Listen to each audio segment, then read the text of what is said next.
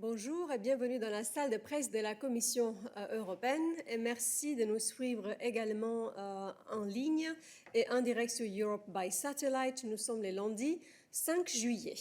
J'aimerais commencer avec des précisions sur la réunion du Collège des commissaires de cette semaine et son agenda. Donc, le Collège va se réunir demain dans l'après-midi à Strasbourg. Et suite à la réunion des chefs des cabinets des commissaires qui a eu lieu ce matin, je peux maintenant vous confirmer l'agenda du collège. Donc, le collège adoptera demain une stratégie pour le financement de la transition vers une économie durable, ainsi qu'une proposition de règlement sur les obligations vertes européennes. Le vice-président exécutif Dombrovskis et la commissaire McGuinness vont vous présenter les deux propositions demain lors du compte-rendu du collège qui aura lieu demain après-midi depuis Strasbourg. Nous organiserons également un briefing technique off the record sur ce paquet demain à 1h. Ce sera évidemment sous embargo jusqu'à l'adoption du paquet. Et je vais maintenant passer la parole à Balázs pour une annonce sur notre soutien pour lutter contre la faim et la sécheresse en Afghanistan. Effectivement, bonjour. Donc, la Commission met à disposition 25 millions d'euros d'aide humanitaire supplémentaire pour la lutte contre la faim en Afghanistan. Cette aide est essentielle vu la sécheresse qui a frappé le pays et qui a causé une crise alimentaire pour au moins 11 millions de personnes et une situation d'urgence alimentaire pour plus de 3 millions. Donc ce financement, bien sûr, s'ajoute à l'allocation initiale de l'Union européenne de 32 millions en faveur du pays en 2021. L'aide humanitaire de l'Union européenne est bien sûr fournie en partenariat avec les agences des Nations Unies, les organisations internationales et les ONG. Elle est fournie conformément aux principes humanitaires d'humanité, de neutralité, d'impartialité et d'indépendance afin de bénéficier directement aux personnes dans le besoin dans tout le pays. Thank you, Balázs. And now over to Tim, who will run you through the results of our latest Eurobarometer survey on climate change and climate action.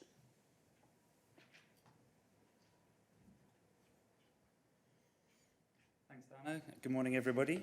So the European Commission has just published the results of a special Eurobarometer survey on public support for climate action. The results reveal that climate change remains an extremely strong focus of attention for people across Europe, despite the new challenges which we face due to the COVID pandemic. In this year's survey, when Europeans were asked to identify the single most serious problem facing the world, climate change was the most commonly chosen answer. When asked to qualify its scale, more than 9 in 10 respondents agree that climate change is a serious problem.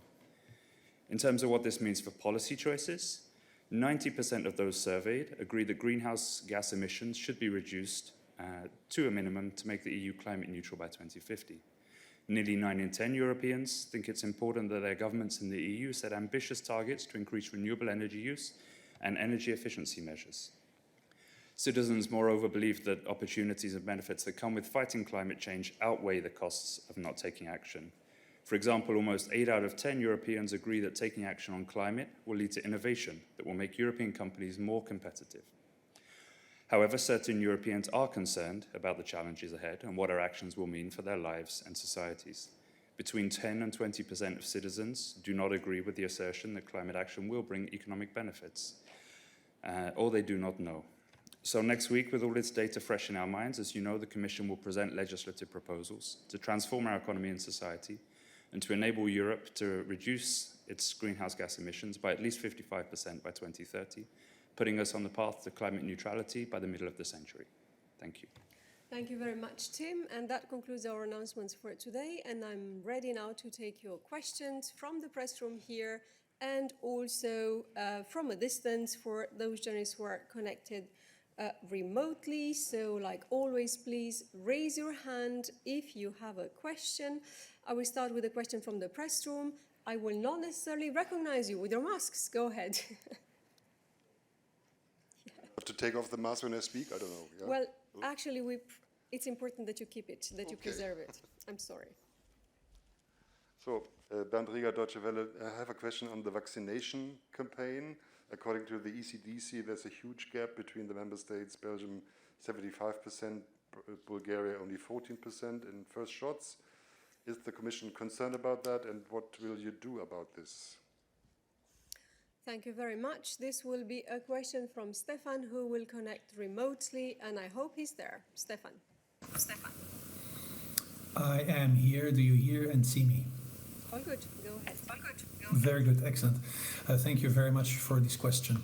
You know that we have set ourselves a target of 70% of vaccination of the adult population. We believe that a sufficient number of doses will be delivered this month to allow member states to reach this target.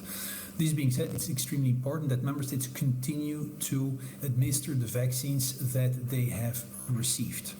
And yes, in some member states are behind other member states. We are not in a position to make comments on specific member states, but a message that we always pass to all the member states at a different forum, whether it is at the political level or at a more technical level in the Health Security Committee, is to insist on the further administration of vaccines so that we can reach the 70%. Commissioner Kyriakides is doing a tour of several member states, visiting member states, monitoring the situation, following the situation, seeing to what extent the European Commission can help member states reaching this important target. But yes, it is important that member states work towards the achievement of this very important target. Thank you. Indeed, thank you very much, Stefan. It is also very important that authorities at all levels, local, regional, national, and indeed at our European level, provide information for citizens about the safety and about the effectiveness of vaccines in full transparency, because that is very important to build trust in vaccination, because trust and the propensity to get vaccination, of course, do play a role in the process, and it is important that we all provide that information at our levels. We have a website that we created, the European Commission, called Safe Vaccines for Europeans, which provide information about the various types of vaccines which have been authorized in the EU, safety reports as drafted by the European Medicines Agency, and much more, because it's very important that citizens have access to reliable sources of information about vaccines, we believe. Are there any additional questions about vaccination rates? I'm looking at in the press room or online, so please only keep your hand up at this stage if you have a question about vaccines. So that would be for for Stefan. That's not the case, so then we can enlarge the floor to other questions. Matilda.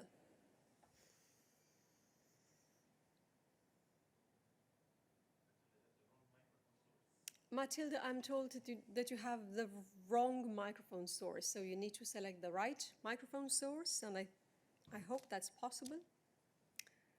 Does it work now? Can you hear me? Yes, we can hear you. Go ahead. Ah, great. Sorry. So Matilda from Austrian TV here in Brussels. I would have a question for Tim. It's about the kerosene tax, because we would like to ask what the Commission is planning in terms of a kerosene tax for the European aviation sector in the Fit for 55 package. If there is anything you can already tell us, please. Thank you very much, Matilda. So you are referring to the package of proposals, part of the European Green Deal, to make our economies and our societies fit for achieving their climate targets by 2030. That package is going to be presented only next Wednesday, on the 14th of July. So work is ongoing on that package. It has a number of proposals covering transport, energy, and much more. And we are, of course, not in a position to tell you about details of the package or the choices that are made to be put on the table next week, but stay tuned. We have a number of press events and press materials to present that package to you next Wednesday. Are there any additional questions? Yes, Matilda, I think first you have a follow-up question. Go ahead. Yes. Can you hear me still? Yes, all good. Oh, okay, all right. And is there nothing you could tell about the Commission's view on the aviation sector? What are you planning for the aviation sector? Well, I can In give the general floor. terms, if you want. Yes, well, the aviation sector, like many other sectors of the economy, will need to make a contribution towards achieving our climate targets, but the ways in which we propose that to be achieved will be detailed in our package, which will be presented next week, so bear with us until then. Are there any additional questions about this, about the European Green Deal? That's not the case, so then I will open the floor to other types of questions. Yes, please go ahead. Lorenzo, I think it's you, yes. Masks don't help, but you still need to keep it.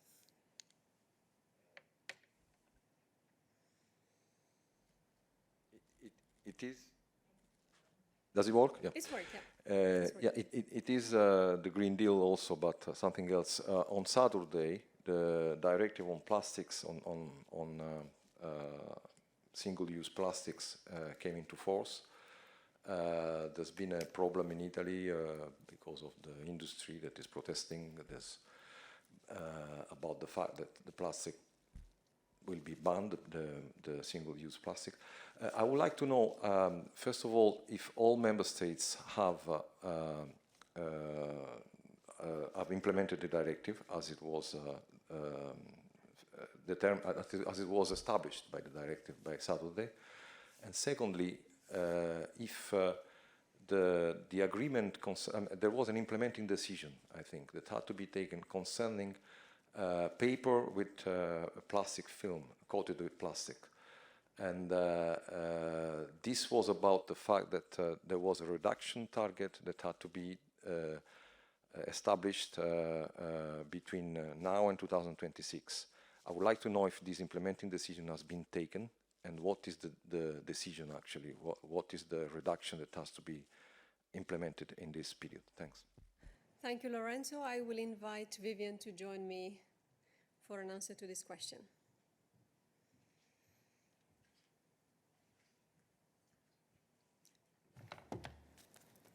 Thanks a lot. Good afternoon. So indeed, Saturday was the deadline for the member states to transpose the directive on single-use plastics. What we do with the directive is that we are now banning the sales of the 10 most found plastics in oceans. So the aim is to diminish the reach of those single-use plastics into our oceans. When it comes to the transposition by the member states, then that was the deadline, the 3rd of July. You will find on the Eurolax website the exact situation in each member state. They are gradually adding their information there. I think I checked last time this morning, it was 7 member states, but this is something that is moving, and we know that's how it usually works, that this will be coming in the next days. Now, when it comes to the implementing act, what you were referring to, this is indeed something that is still under preparation by the Commission. So we'll try to come out with it as soon as possible. Thank you. Thank you very much, Vivian. Are there any additional questions for Vivian on this topic of plastic?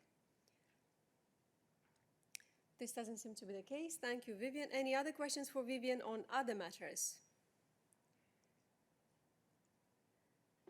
This is not the case either. Thank you, Vivian. So we now open the floor to other type of questions about other matters. So Patricia, you are first. Go ahead.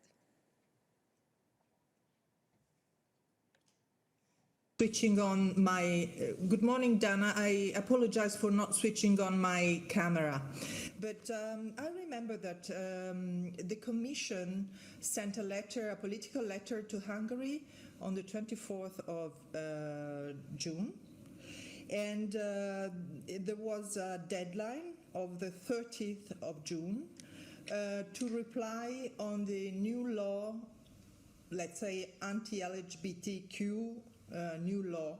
And I wonder if you received any explanation from Budapest and what will be the next steps. Thank you.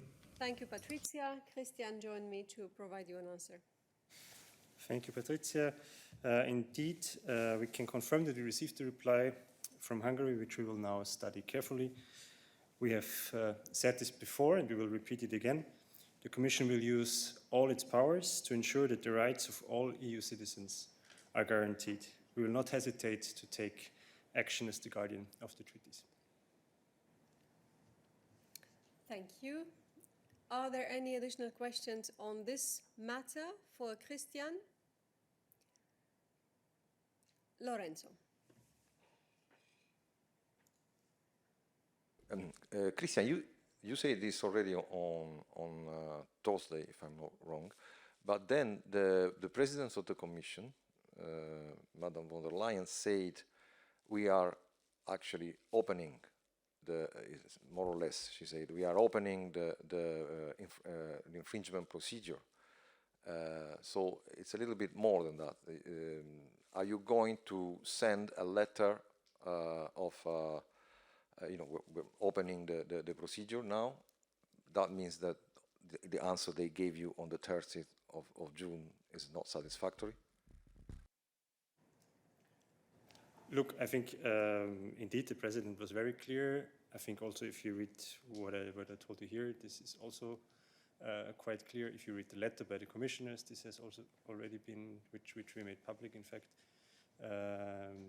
We expressed a very clear position. Of course, there's also a certain procedure to follow, as always. You know, when you speak about formal legal procedures. So we are doing this. Of course, we have received this reply, which we are now also looking into. But rest assured that as I said, we will not hesitate to take action as the guardian of the treaty in this respect. Indeed, we have always said that we will act to ensure that laws are respected and people are not discriminated against, that minorities have the same rights as everybody else. And it is indeed in that spirit that the President said that we will be ready to go ahead with other formal steps. But as Christian said, procedurally, of course, we are not yet at a stage where any such step was taken. Are there any additional questions about the subject for Christian? I see that Christian has his hand up. Christian, vas-y.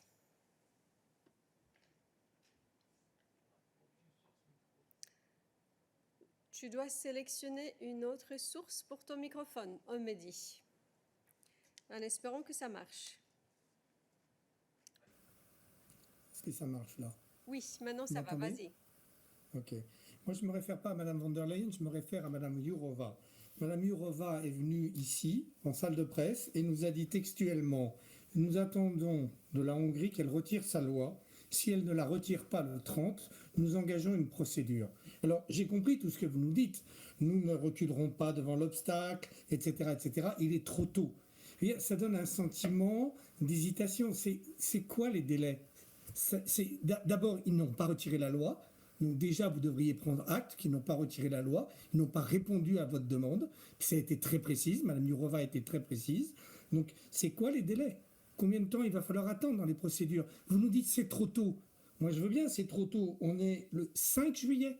La réponse est arrivée le 30. Et cette réponse, elle n'était pas du tout qu'on retire la loi. Donc, merci de nous dire combien de temps vous allez mettre pour engager une procédure d'infraction, d'envoyer le deuxième étage de la fusée. Merci. Merci beaucoup, Christian. Tu sais très bien qu'une procédure d'infraction, ça se prépare. Ça passe par une lettre qui a un caractère juridique. Donc, il faut y mettre du travail. Donc, on n'est pas encore au stade où on peut avancer qu'une lettre a été envoyée, mais tu peux tirer les conclusions que tu veux sur la base de ce que Christian a dit, sur la base de ce que la vice-présidente a dit la semaine dernière. Nous n'allons pas rester longtemps sans prendre de l'action pour des pays qui ne respectent pas l'égalité, les principes de la charte, les valeurs du traité et les lois européennes. Donc, comme je dis, il n'y a pas encore un pas que nous pouvons annoncer, mais comme tu le sais, une procédure d'infraction, une lettre des mises en demeure, ça se prépare et tu vas avoir des nouvelles de notre part une fois que nous allons avoir quelque chose à annoncer. Est-ce qu'il y a d'autres questions à ce sujet?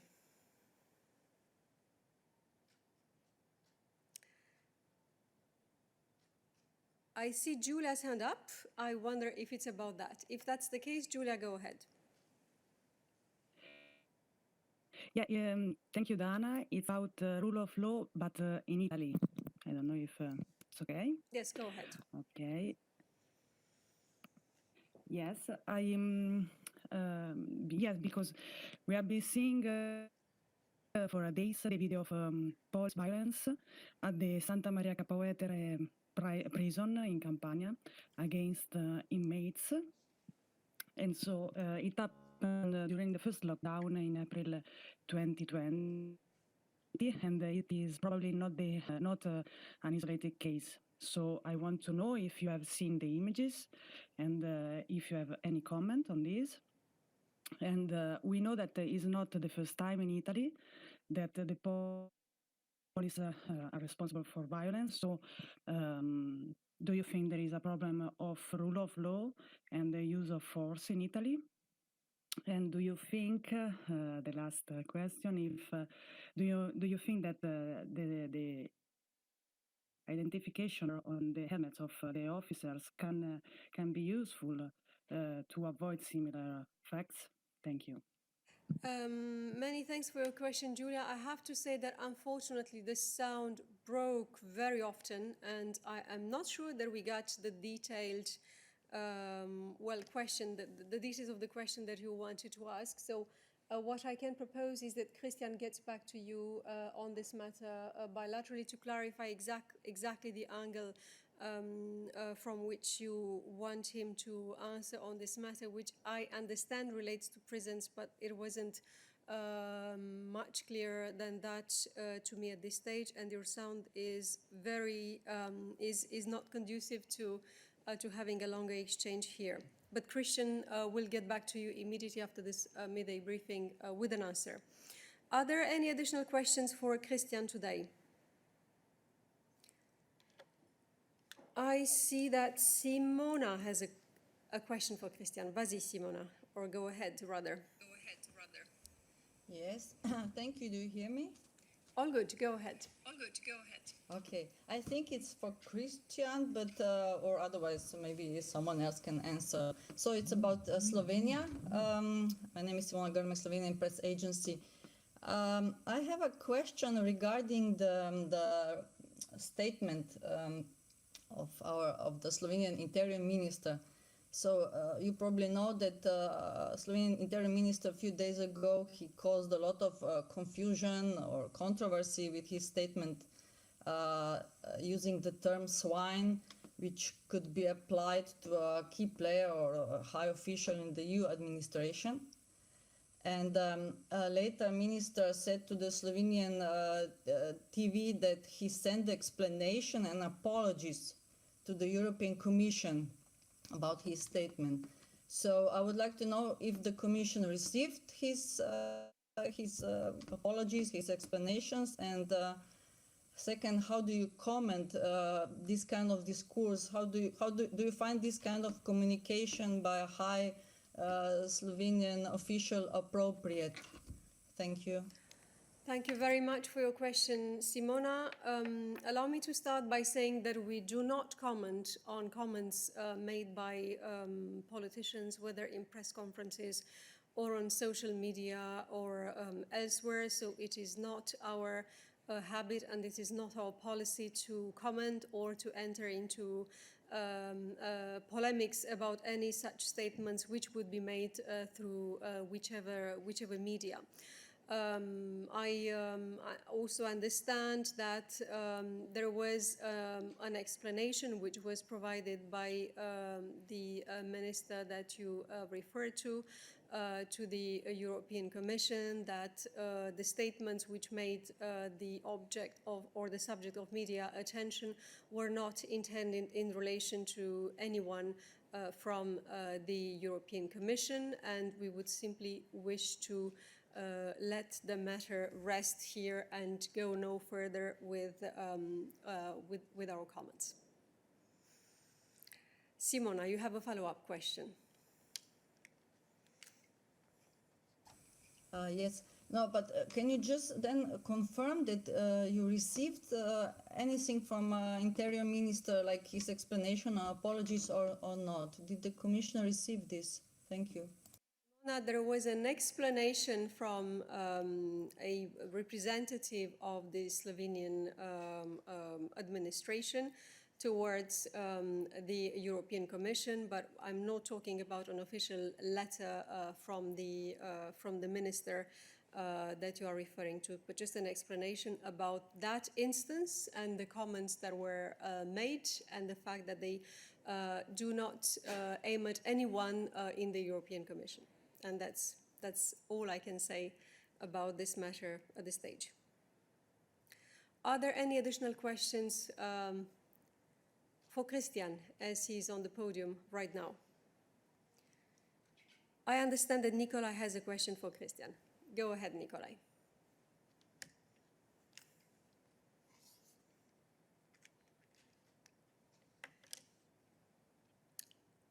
Do we have Nikolai on the line? My question is for, it's on migration. Oh, so that wouldn't be for Christian indeed, so thank you very much, Christian. And Nikolai, go ahead.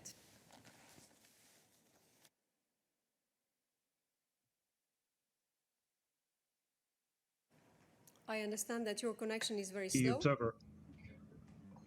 Yes.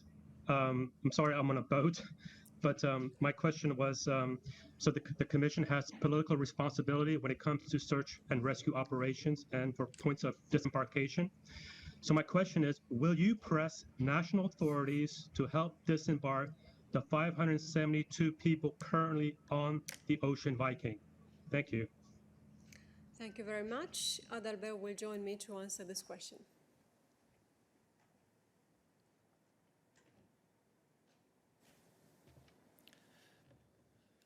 Thank you, Nikolai, for this question directly from the ground, where I understand you're reporting.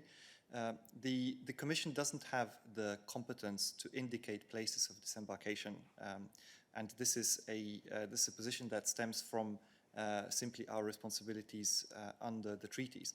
Now, the Commission has, of course, said that although search and rescue is primarily a national responsibility, we do have a political responsibility, and we are taking this responsibility by, in particular, proposing policy that will help address the issue of search and rescue in the European way. We presented a recommendation calling for stronger cooperation on search and rescue. We have set up a new European contact group on search and rescue, which brings together member states and Schengen countries, as well as other relevant parties, such as agencies, NGOs, and private parties. And of course, we proposed a tailor-made binding mechanism on solidarity for search and rescue cases. And we are working very closely with the European Parliament and the Council to advance on the new Pact on Migration and Asylum, including that particular part. We also work with member states on other issues relating to search and rescue, including cooperation with third countries and capacity building on search and rescue. So these are different ways in which the Commission is taking the political responsibility on this issue. However, we do not, as I said, have the competence to indicate places of disembarkation, and this is something that member states need to do in accordance with their responsibilities under international law. Thank you, Adalbert. Are there any additional questions for Adalbert on migration? First, there is a follow-up question from Nikolai.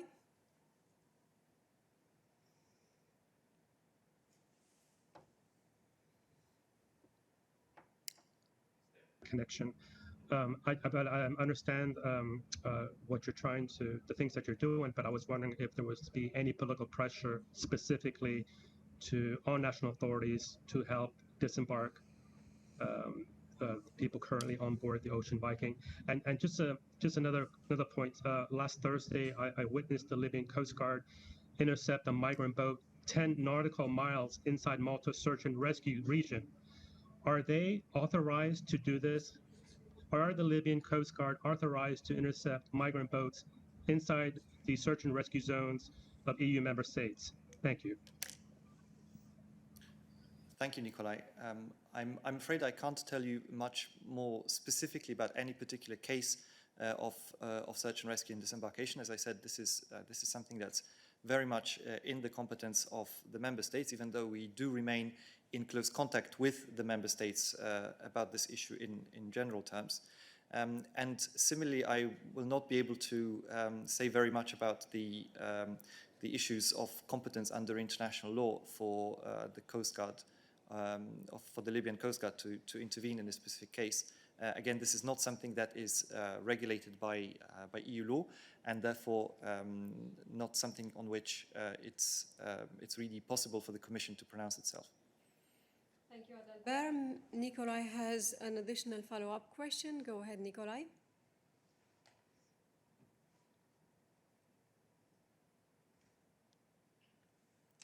A last question. I know that the EU or the European Commission is in part financing the Libyan Coast Guard, and part of that includes the supply of three new patrol boats for the Libyan Coast Guard. Do you know when those three new patrol boats for the Libyan Coast Guards will be delivered? Thank you.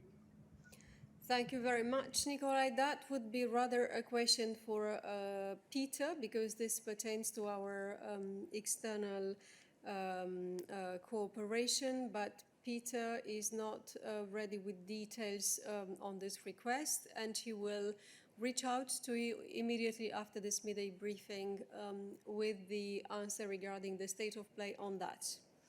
And now we continue with questions on migration for Adalbert. Lorenzo. What happened, Adalbert? There was this agreement, which was a voluntary agreement in Malta, if I remember well, in September some years ago, and it was suspended because of the pandemic. And what happened to that? I mean, is it possible that that agreement is revived? Is it possible that if these 600-700 people now disembark, probably in Italy,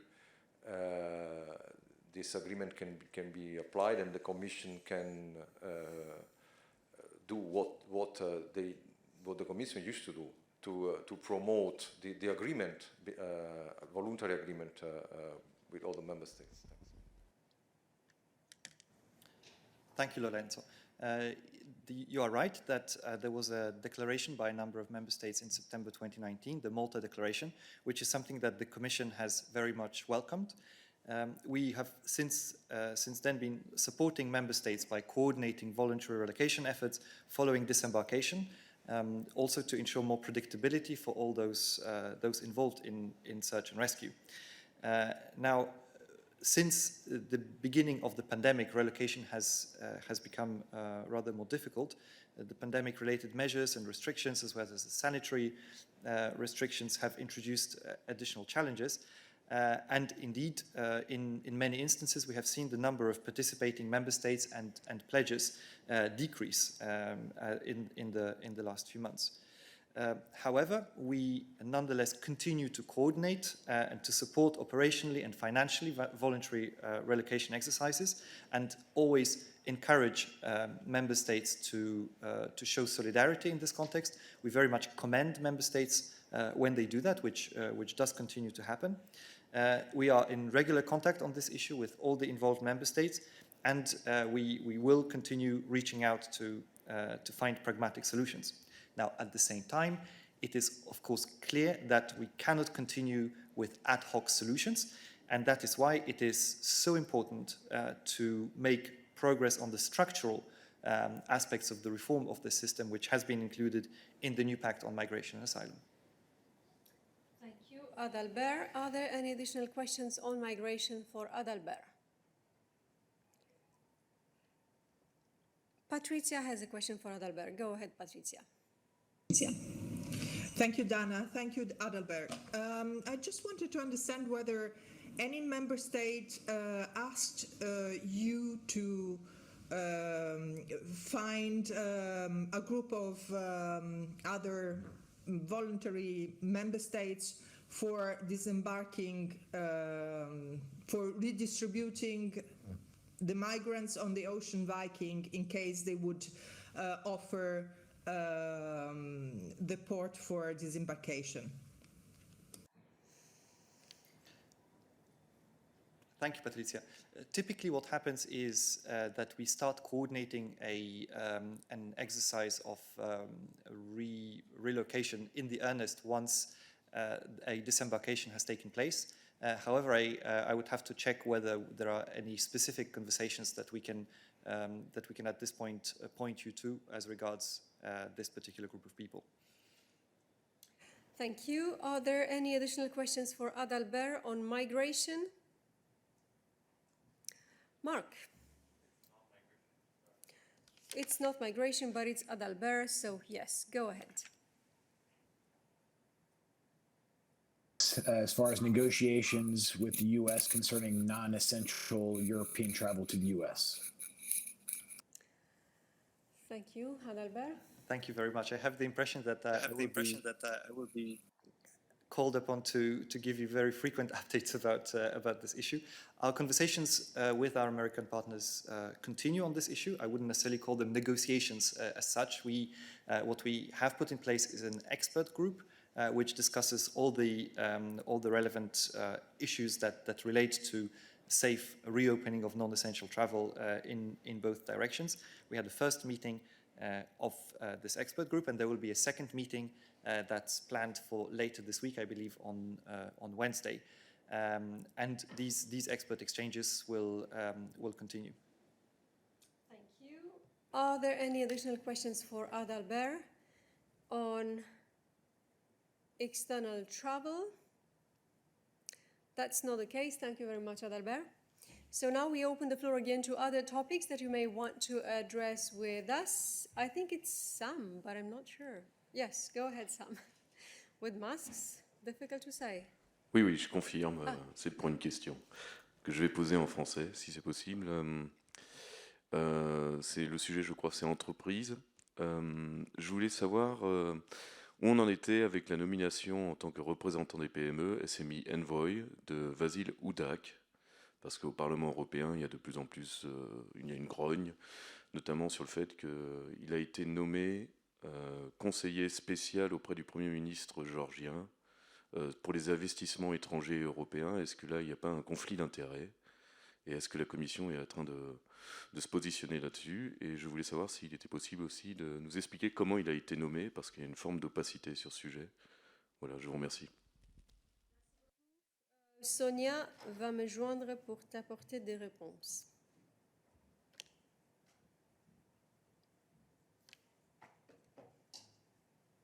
Bonjour Pascal, merci beaucoup pour ta question. Alors, comme tu sais, en fait, SMI Envoy est une fonction qui est super importante. En fait, c'est une fonction qui a été annoncée dans la stratégie industrielle qui a été adoptée déjà l'année passée. Et c'est une tâche que la Commission s'est mise vraiment au cœur, disons. Et comme ce processus est très important, on n'a pas encore finalisé la nomination. Alors, à ce moment-là, je ne peux pas confirmer que M. Hadjouk était nommé comme SMI Envoy. Vas-y, Pascal. Juste pour clarifier, donc il n'est pas encore officiellement nommé SMI Envoy. Et ça sera fait quand, alors dans ce cas-là? Merci. La procédure de nomination n'est pas encore achevée, alors la personne qui va être le SMI Envoy n'est pas encore sélectionnée. Merci beaucoup, Sonia. Pascal, encore un follow-up? Mais alors pourquoi au Parlement européen il y a des questionnements au sujet de sa nomination, justement, qui a été faite, je crois, le même jour que la mise à jour de la stratégie industrielle? C'est une mécompréhension, en fait, du calendrier? Parce que ce SMI Envoy est attendu depuis 1 an et demi. Je peux te donner la position de la Commission et je ne peux pas commenter, en fait, sur les actions du Parlement européen. Voilà, merci beaucoup, Sonia. Y a-t-il d'autres questions pour Sonia à ce sujet ou à d'autres sujets? Quentin, je pense que tu as une question pour Sonia. Vas-y.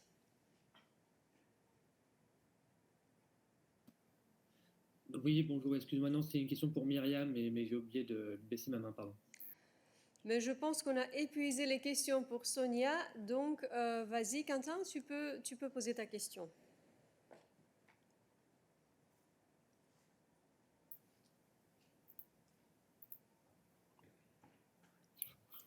Quentin, si tu es toujours là, nous t'écoutons. Et voilà, tu peux poser ta question. Myriam.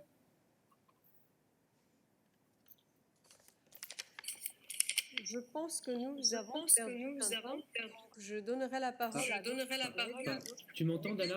Oui, ça va. Vas-y, Quentin. D'accord. Oui, pardon, oui, excuse-moi, petit problème technique.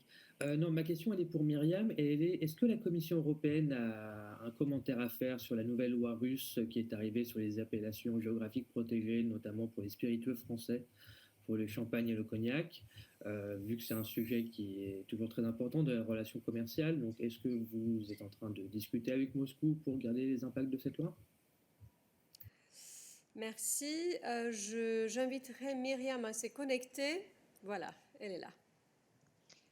Oui, merci. Bonjour. Oui, on est au courant du projet de loi de la Russie qui ferait un amendement pour les vins et pour les produits spiritueux. Et il aurait un impact important dans l'exportation des vins. Alors, on fera tout le nécessaire pour exprimer notre préoccupation et notre désaccord avec ce projet si finalement il est adopté, parce que pour l'instant, c'est encore un projet. Et on fera protéger nos droits et prendre les pas nécessaires. Si jamais la loi rentre en vigueur, il faut remédier les problèmes qu'elle va poser pour nos exportations du vin. Merci beaucoup Myriam. Je pense que Quentin a une question de suivi. Vas-y Quentin. Ah, oui, merci Myriam. Je t'avoue que j'ai commencé à regarder ce matin sur les remèdes possibles et j'ai pas trouvé d'exemple un peu concret qu'il y a eu ces dernières années. Donc, et quand est-ce que tu parles des remèdes en termes de politique commerciale? C'est-à-dire, on parle de sanctions, on parle de restrictions de marché, d'importation russe, je sais pas, par exemple sur la vodka. Est-ce que tu peux m'aider sur quels sont les remèdes disponibles pour ce type de situation? Merci. Je pense que c'est un peu prématuré étant donné que la loi n'est pas encore adoptée, qu'on n'a pas eu le temps de faire un examen approfondi. Alors, je ne peux pas pour l'instant définir quelles seront les conséquences, mais je peux juste répéter qu'on est préoccupé par ce projet et que si jamais il est adopté, on examinera pour prendre tous les pas nécessaires. Merci beaucoup Myriam. Y a-t-il d'autres questions pour Myriam aujourd'hui sur des questions de commerce? Ce n'est pas le cas. Est-ce qu'il y a d'autres questions pour nous aujourd'hui sur d'autres sujets? Ce n'est pas le cas. Si, Marc a une question. So Mark, go ahead. Yes, thank you. Luxembourg Prime Minister Xavier Bettel has been hospitalized with COVID-19. Does the Commission know any more about his situation, or has President von der Leyen been in contact with Bettel or Bettel's team? Thank you. Thank you very much, Mark. We had news about the fact that the Prime Minister of Luxembourg has been hospitalized due to his condition, ill with COVID-19.